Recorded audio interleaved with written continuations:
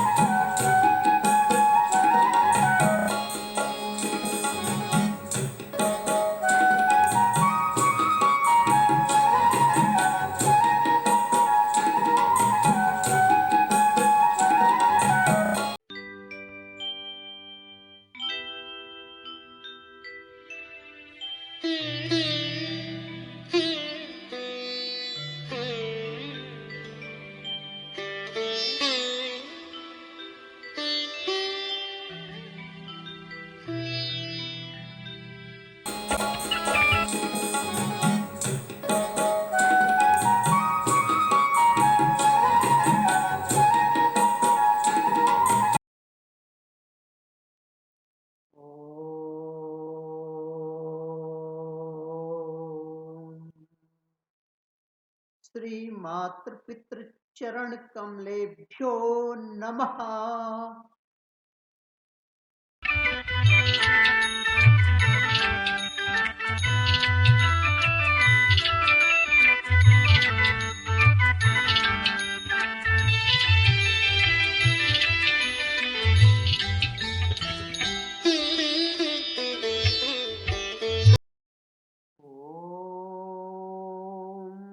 ब्रह्मानंदं परम सुखदं केवलं ज्ञानमूर्तिं द्वन्द्वातीतं गगनसदृशं तत्त्वमस्यादिलक्ष्यम् एकं नित्यं विमलमचलं सर्वदी साक्षिभूतं भावातीतं त्रिगुणरहितं सद्गुरुं तं नमामि। अखंडानंदबोधाय शिष्य संतापहारिणे सच्चिदानंद रूपाय तस्मै श्री गुरुवे नमः। सरस्वती वंदना लक्ष्मीर्मेधाधरा पुष्टिः गौरी तुष्टिः प्रभाधृतिः एताभिः पाहि तनुभिः अष्टाभिर्मा सरस्वती। सरस्वती नमो नित्यं भद्रकालै नमो नमः। वेद वेदांत वेदांग विद्यास्थानेभ्यः एव च मातस्तदीय पदपङ्कज भक्तियुक्ता ये त्वां भजन्ति निखिलान् परान् विहाय ते निर्जरत्वमिह यान्ति कलेवरेण। ऊहिर्वायुगगनां भूमिनिर्मिते व्यासवन्दना व्यासाय विष्णुरूपाय व्यासरूपाय विष्णवे नमो वै ब्रह्मनिधये वासिष्ठाय नमो नमः। नमोऽस्तु ते व्यास विशालबुद्धे पुल्लारविन्दायतपत्रनेत्र येन त्वया भारततैलपूर्णः प्रज्वलितो ज्ञानमयः प्रीति। ॐ भूर्भुवः स्वः तत्सवितुर्वरेण्यं भर्गो देवस्य धीमहि धियो यो नः प्रचोदयात्। ॐ श्री परमात्मने नमः। 13वां अध्याय।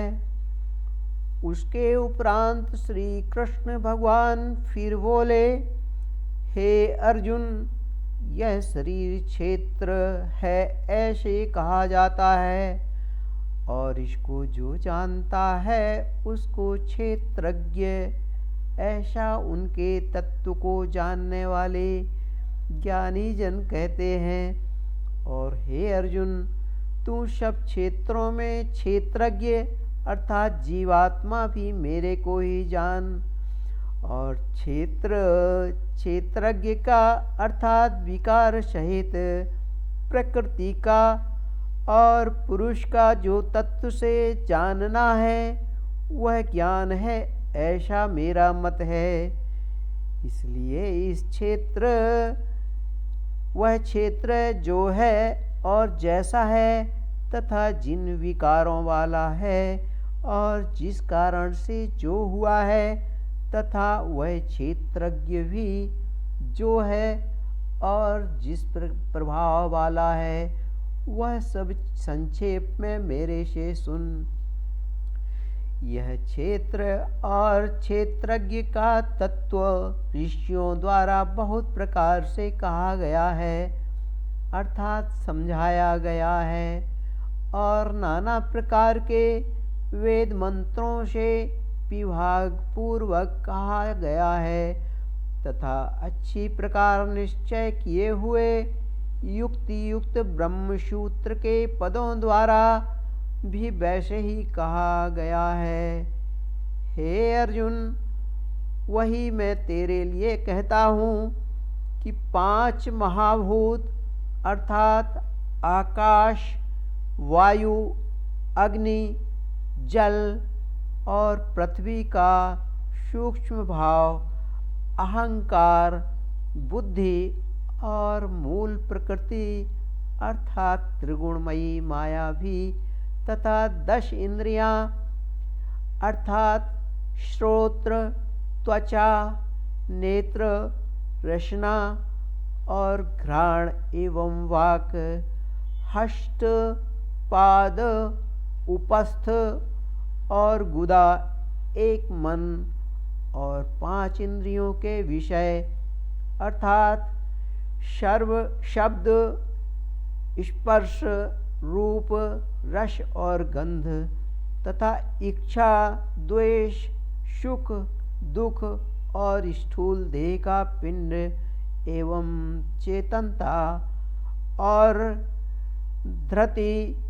इस प्रकार यह क्षेत्र विकारों के सहित संक्षेप में कहा गया है। हे अर्जुन, श्रेष्ठता के अभिमान का भाव, दंभाचरण का भाव प्राणी मात्र को किसी प्रकार भी न सताता है, और क्षमा भाव तथा मन वाणी की सरलता, श्रद्धा भक्ति सहित गुरु की सेवा, बाहर भीतर की शुद्धि, अंतःकरण की स्थिरता, मन और इंद्रियों सहित शरीर का निग्रह, इस लोक और परलोक के संपूर्ण भोगों में आसक्ति का भाव और अहंकार का भी अभाव एवं जन्म मृत्यु जरा और रोग आदि में दुख दोषों का बारंबार विचार करना, पुत्र, स्त्री, घर और धन आदि में आसक्ति का भाव और ममता का न होना तथा प्रिय अप्रिय की प्राप्ति में सदा ही चित्त का सम रहना अर्थात मन के अनुकूल तथा प्रतिकूल के प्राप्त होने पर हर्ष, शोक आदि विकारों का न होना, मुझ परमेश्वर में एक ही भाव से स्थित रूप ध्यान योग के द्वारा अव्यभिचारिणी भक्ति तथा एकांत और शुद्ध देश में रहने का स्वभाव और विषयासक्त मनुष्यों के समुदाय में प्रेम का न होना तथा अध्यात्म ज्ञान में नित्य स्थित और तत्व ज्ञान के अर्थ रूप परमात्मा को सर्वत्र देखना, यह सब तो ज्ञान है, और जो इससे विपरीत है वह अज्ञान है, ऐसे कहा है। हे अर्जुन, जो जानने के योग्य है और जिसको जानकर मनुष्य परमानंद को प्राप्त होता है, उसको अच्छी प्रकार कहूँगा। वह आदि रहित परम ब्रह्म अकथनीय होने से न सत कहा जाता है और न असत ही कहा जाता है, परंतु वह सब ओर से हाथ पैर वाला एवं सब ओर से नेत्र, सिर और मुख वाला तथा सब ओर से श्रोत्र वाला है, क्योंकि वह संसार में सबको व्याप्त करके स्थित है और संपूर्ण इंद्रियों के विषयों को जानने वाला है, परंतु वास्तव में सब इंद्रियों से रहित है तथा आसक्ति रहित और गुणों से अतीत हुआ भी अपनी योग माया से सबको धारण पोषण करने वाला और गुणों को भोगने वाला है, तथा वह परमात्मा चराचर सब भूतों के बाहर भीतर परिपूर्ण है और चराचर भी रूप भी वही है और वह सूक्ष्म होने से अविज्ञेय है तथा अति समीप में और दूर में भी स्थित वही है और वह विभाग रहित एक रूप से आकाश के सदृश परिपूर्ण हुआ भी चराचर संपूर्ण भूतों में पृथक पृथक के सदृश स्थित प्रतीत होता है, तथा वह जानने योग्य परमात्मा विष्णु रूप से भूतों को धारण पोषण करने वाला और रुद्र रूप से संहार करने वाला तथा ब्रह्मा रूप से सबका उत्पन्न करने वाला है। वह ब्रह्म ज्योतियों का भी ज्योति एवं माया से अति परे कहा जाता है, तथा वह परमात्मा बोध स्वरूप और जानने के योग्य है एवं तत्व ज्ञान से प्राप्त होने वाला और सबके हृदय में स्थित है। हे अर्जुन, इस प्रकार क्षेत्र तथा ज्ञान और जानने योग्य परमात्मा का स्वरूप संक्षेप से कहा गया है। इसको तत्व से जानकर मेरा भक्त मेरे स्वरूप को प्राप्त होता है। हे अर्जुन, प्रकृति अर्थात त्रिगुणमयी माया, मेरी माया और जीवात्मा अर्थात क्षेत्रज्ञ, इन दोनों को ही तू अनादि जान और राग द्वेष आदि विकारों को तथा त्रिगुणात्मक संपूर्ण पदार्थों को भी प्रकृति से ही उत्पन्न हुए जान, क्योंकि कार्य और करण के उत्पन्न करने में हेतु प्रकृति कही जाती है और जीवात्मा सुख दुखों के भोक्तापन में अर्थात भोगने में हेतु कहा जाता है, परंतु प्रकृति में स्थित हुआ ही पुरुष प्रकृति से उत्पन्न हुए त्रिगुणात्मक सब पदार्थों को भोगता है और इन गुणों का संग ही इस जीवात्मा के अच्छी बुरी योनियों में जन्म लेने में कारण है। वास्तव में तो यह पुरुष इस देह में स्थित हुआ भी पर अर्थात त्रिगुणमयी माया से सर्वथा अतीत ही है, केवल साक्षी होने से उपद्रष्टा और यथार्थ सम्मति देने वाला होने से अनुमंता एवं सबको धारण करने वाला होने से भर्ता, जीव रूप से भोक्ता तथा ब्रह्मादिकों का भी स्वामी होने से महेश्वर और शुद्ध सच्चिदानंद घन होने से परमात्मा ऐसा कहा गया है। इस प्रकार पुरुष को और गुणों के सहित प्रकृति को जो मनुष्य तत्व से जानता है, वह सब प्रकार से वर्तता हुआ भी फिर नहीं जन्मता है, अर्थात पुनर्जन्म को नहीं प्राप्त होता है। हे अर्जुन,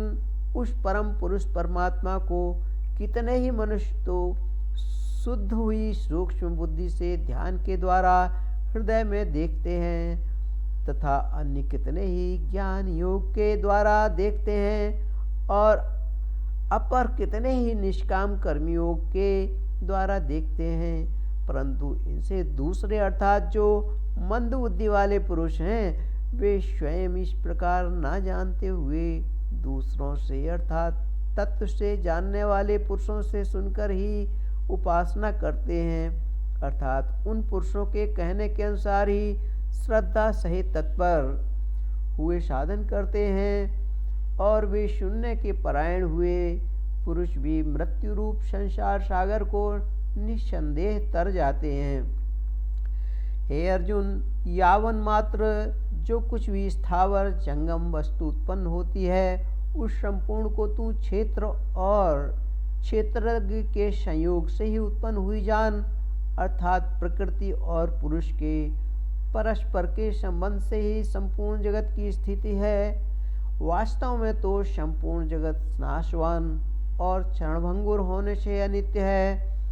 इस प्रकार जानकर जो पुरुष नष्ट होते हुए सब चराचर भूतों में नाश रहित परमेश्वर को समभाव से स्थित देखता है, वही देखता है, क्योंकि वह पुरुष सब में समभाव से स्थित हुए परमेश्वर को समान देखता हुआ अपने द्वारा आपको नष्ट नहीं करता है, अर्थात शरीर का नाश होने से अपने आत्मा का नाश नहीं मानता है। इससे वह परम गति को प्राप्त होता है। और जो पुरुष संपूर्ण कर्मों को सब प्रकार से प्रकृति से ही किए हुए देखता है, अर्थात इस बात को तत्व से समझ लेता है कि प्रकृति से उत्पन्न हुए संपूर्ण गुण ही गुणों में वर्तते हैं तथा आत्मा को अकर्ता देखता है, वही देखता है। और यह पुरुष जिस काल में भूतों के न्यारे न्यारे भाव को एक परमात्मा के संकल्प के आधार पर स्थित देखता है तथा उस परमात्मा के संकल्प से ही संपूर्ण भूतों का विस्तार देखता है, उस काल में सच्चिदानंद घन ब्रह्म को प्राप्त होता है। हे अर्जुन, अनादि होने से और गुणातीत होने से यह अविनाशी परमात्मा शरीर में स्थित हुआ भी वास्तव में न करता है और न लिपायमान होता है। जिस प्रकार सर्वत्र व्याप्त हुआ भी आकाश सूक्ष्म होने के कारण लिपायमान नहीं होता है, वैसे ही सर्वत्र देह में स्थित हुआ भी आत्मा गुणातीत होने के कारण देह के गुणों से लिप्यमान नहीं होता है। हे अर्जुन, जिस प्रकार एक ही सूर्य इस संपूर्ण ब्रह्मांड को प्रकाशित करता है, उसी प्रकार एक ही आत्मा संपूर्ण क्षेत्र को प्रकाशित करता है, अर्थात नित्य बोध स्वरूप एक आत्मा की सत्ता से संपूर्ण जड़ वर्ग प्रकाशित होता है। इस प्रकार क्षेत्र और क्षेत्रज्ञ के भेद को तथा विकार सहित प्रकृति से छूटने के उपाय को जो पुरुष ज्ञान नेत्र द्वारा तत्व से जानते हैं, वे महात्मा जन परब्रह्म परमात्मा को प्राप्त होते हैं। इति श्रीमद्भगवद्गीता रूपी उपनिषद एवं ब्रह्म विद्या तथा योग शास्त्र विषयक श्री कृष्ण और अर्जुन के संवाद में क्षेत्रज्ञ विभाग योग नामक 13वां अध्याय। ओम शांति।